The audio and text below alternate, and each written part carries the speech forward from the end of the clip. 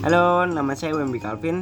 Di video kali ini saya akan menjelaskan berbagai makanan khas yang dipunya oleh Indonesia. Salah satu yang akan saya jelaskan adalah nasi jaha yang berasal dari Sulawesi Utara. Salah satu kuliner yang wajib dicari dan dirasakan oleh Anda saat mengunjungi seluruh wilayah Provinsi Sulawesi Utara adalah makanan tradisional nasi jaha atau nasi jahe. Nasi jaha merupakan kuliner asli buatan masyarakat kota Manado.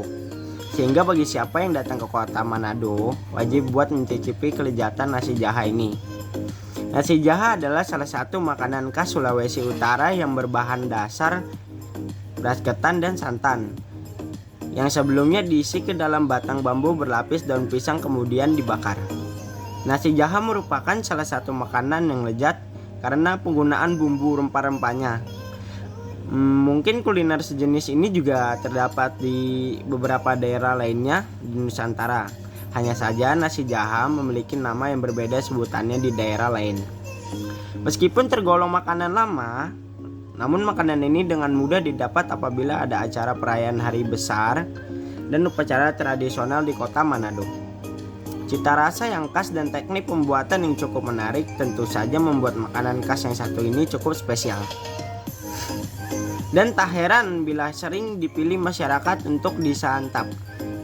Untuk mengolah nasi jaha cukup sulit. Selain itu, ketepatan untuk mengukur bahan-bahan yang akan digunakan untuk membuat nasi jaha pun diperlukan. Bila tidak, nasi jaha akan terasa tawar bila rempah-rempahnya kurang, atau akan terasa pahit bila rempah-rempahnya tidak sesuai dengan takaran. Makanan ini tergolong makanan ringan karena terbuat dari campuran beras ketan kemudian dibumbui dengan jahe, lalu diendapkan dengan perasan santan kelapa, dimasukkan dalam bambu, selanjutnya dipanggang di atas bara api. Nah, makanan ini mirip banget rasanya sama lemper. Tapi tanpa filling daging. Nasi jaha juga terbuat dari beras ketan dan dibungkus dengan daun pisang. Biasanya nasi jaha disantap bersama abon daging rusa atau sapi, atau abon ikan cakalang, ataupun gulai dan kari. Rasanya sangat khas dengan aroma yang menggugah selera makan. Saat ini nasi jaha dapat dibeli di pasar-pasar tradisional atau pasar-pasar modern yang berada di kota Manado sebagai oleh-oleh untuk keluarga yang berkunjung ke kota Manado. Selain dibuat dengan bahan dasar beras ketan dan santan, nasi jaha juga menggunakan beras putih. Penamaan nasi jaha dimungkinkan berasal dari kata jahe karena salah satu bumbunya adalah jahe, salah satu bumbu penting ya. Sebenarnya nasi jaha mirip dengan nasi lemang, makanan khas Sumatera Barat, baik bentuknya maupun cara masaknya. Hanya saja lemang tidak menggunakan campuran nasi putih. Setelah beras ketan dikukus selama 10 menit, kemudian dituangkan santan yang sudah direbus bersama bumbu bawang merah, garam, jahe, dan gula pasir yang sudah dihaluskan, daun pandan, serai, dan daun jeruk.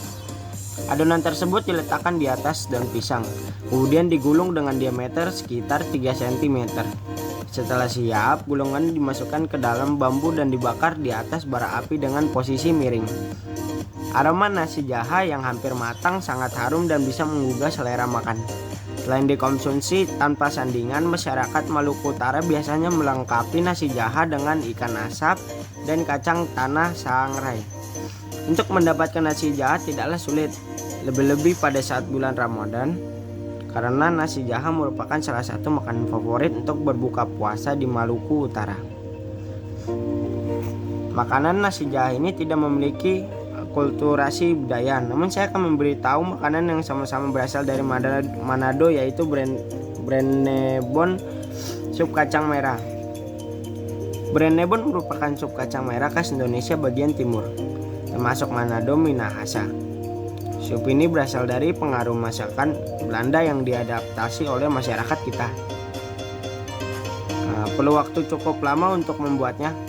Siapkan kacang merah sari sebelumnya dengan merendam semalaman agar kacang menjadi lebih lunak. Rendam kacang merah semalaman hingga mekar. Iriskan, rebus dalam air sampai mendidih, kecilkan apinya.